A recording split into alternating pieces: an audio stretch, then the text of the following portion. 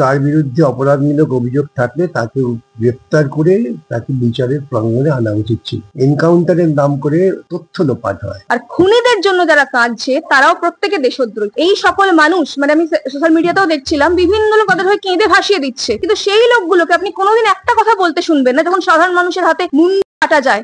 এই মাওবাদীগুলো এখন সাধারণ মানুষের মুন্ডু। এই যে মাওবাদী যাকে মারা হলো কেশব রাজ, এ নিজের সহপাঠী বন্ধুকে খুন করেছিল। তো এই তখন আপনারা এদের কাছ থেকে রুদালি শুনবেন না। কাজে এই যে ছদ্ম কান্না বামেদের, কুমিরের কান্না, এটা সাধারণ মানুষ বুঝতে পারছে। এইটা তো প্রথম ঘটনা না, এর আগেও একাধিকবার যারা নেতাজির মতো ব্যক্তিকে তোজোর কুকুর বলতে পারে, কুকুরের মুখ একে নেতাজির কার্টুন বানাতে পারে, তাদের মুখে অন্তত দেশভক্তির কথা মানায় না। মানে সত্যি কথা বলতে কি, তার কারণ হচ্ছে এর আগেও আমরা একাধিকবার দেখেছি, মানে এই ধরনের এই সদ্য আপনি দেখুন না, এই পেহেলগাঁওতে আটক মানে হামলা করার পর 26 জন ভারতীয় হিন্দু পর্যটককে মারার পর ভারত যে অপারেশন সিঁদুর প্রত্যাঘাত হামলা চালিয়েছিল, তার পরিবর্তে বামেদের নিন্দা মিছিল ছিল কলকাতায়। সেখানে বাম যারা ছিল তারা কি স্লোগান দিয়েছিল? কেন পাকিস্তানের ওপর হামলা করা হবে, কেন তাদের জল বন্ধ করা হবে, কে কে প্রমাণ দিয়েছে তারা জঙ্গি। এবং আমরা এটাও শুনেছিলাম কিসের ভারত। তো এই তো অবস্থা বামেদের, মানে বাম বলুন, অতি বাম বলুন, আপনি মাওবাদী বলুন, আপনি সিপিএম বলুন, মানে এদের মানে ওই আর কি একই অঙ্গের বিভিন্ন রূপ। মানে গিরগিটির যেরকম ডিফারেন্ট কালার নিয়ে নিলে তারা ডিফারেন্ট ক্রিয়েচার বা ডিফারেন্ট প্রাণী হয়ে যায় না, ঠিক তেমনি প্রতিটা বাম নাম তুমি যাই দাও, নকশাল দাও, মাওবাদী দাও, তুমি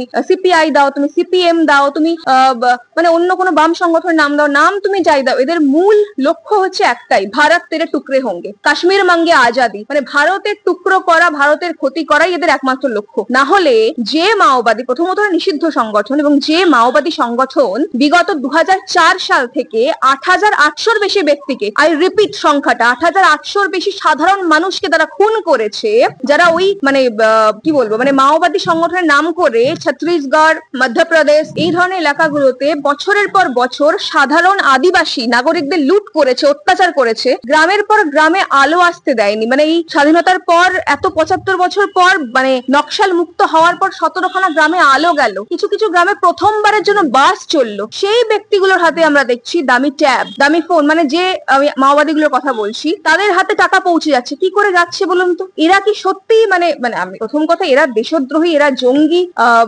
এরা রাষ্ট্রবিরোধী, এটা নিয়ে তো কোনো রকম দ্বিমত নেই। এবং এরা যে সাধারণ মানুষের জন্য ক্ষতিকারক, সেটা নিয়ে কোনো দ্বিমত নেই। কেন্দ্রীয় সরকারকে সাধুবাদ জানাই, কিন্তু এরা যে বড় বড় কথা বলে যে আমরা শ্রেণী সংগ্রামের পক্ষে, আমরা গরিব মানুষের পক্ষে, আমরা ভাত দাও করে, হ্যাঁ, মানে আমাদের অন্ন চাই, বস্ত্র চাই, বাসস্থান চাই, স্বাধীনতা, আমরা সংগ্রাম করে, আমরা লড়াই করে আমরা এগুলো ছিনিয়ে নেবো, আমরা গণ অভ্যুত্থান, গণ আন্দোলন, যে বড় বড় গাল ভরা কথাগুলো বলে, তারা নাকি গরিব মানুষের পক্ষে। আমরা কি দেখেছি? 8,800-র বেশি সাধারণ আদিবাসী মানুষদের খুন করেছে। এরা কি গরিব মানুষ ছিল না? এরা কি ভারতবর্ষের সাধারণ মানুষ ছিল না? নাকি এরা ওদের পরিপন্থী ছিল? তাহলে এদের খুন করা কেন? আর খুনিদের জন্য যারা কাঁদছে তারাও প্রত্যেকে দেশদ্রোহী। আসলে কি বলুন তো, এই আরবান নকশাল, আপনি শব্দটা নিশ্চয়ই আপনারা শুনে থাকবেন, মানে যে আরবান নকশাল যারা আছে, এরাও হচ্ছে এই যে নকশালগুলো AK-47 হাতে সাধারণ মানুষের উপর অত্যাচার করছে ছত্তিশগড় সীমান্তে, এরা এক। এখানে এদের কাজ হচ্ছে কেঁদে কেটে একটা ন্যারেটিভ সেট করা, আর ওখানে ওদের কাজ হচ্ছে বন্দুক নিয়ে লড়াই করা। আসলে আমার মনে হয় এই যে অপারেশন ব্ল্যাক ফরেস্ট চলছে, তার একটা অংশ এদের উপর করা উচিত। এদের সঙ্গেও মানে রীতিমতন ধরপাকড় করে এদেরকেও জিজ্ঞাসাবাদ করা উচিত। তার কারণ আমি নিশ্চিত এই সকল মানুষ, মানে আমি সোশ্যাল মিডিয়াতেও দেখছিলাম, বিভিন্ন লোক তাদের হয়ে কেঁদে ভাসিয়ে দিচ্ছে, কিন্তু সেই লোকগুলোকে আপনি কোনোদিন একটা কথা বলতে শুনবেন না যখন সাধারণ মানুষের হাতে মুন্ডু কাটা যায়।